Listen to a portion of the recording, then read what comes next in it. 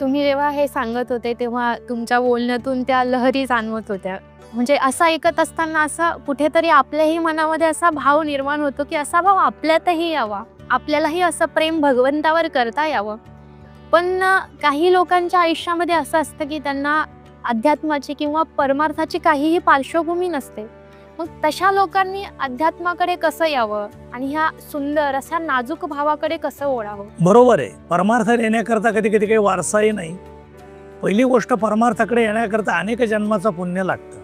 बहुजन्मी केला लाग तो हा भाग लाधलो. पण भरकटलेली जी जनता आहे, अगोदर परमार्थात आणायचंय, त्याला अनेक नियम लावायचे नाही. तो असंच राहिलं पाहिजे, तसंच राहिलं पाहिजे, अगोदर त्यांना आपल्या सोबत ठेवायचं.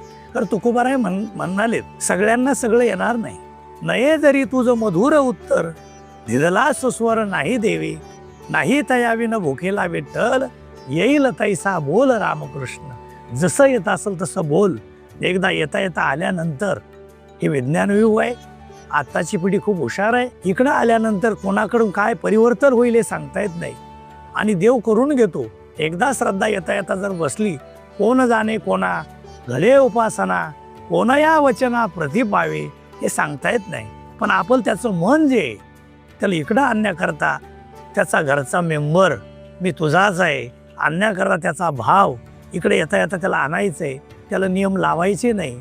आणि तो एकदा यायला लागला की मग तुकोबाराय बोललेत, यारे यारे लहान थोर, याती भलत्या नारी नर, करावा विचार नलगे चिंता कोणासे.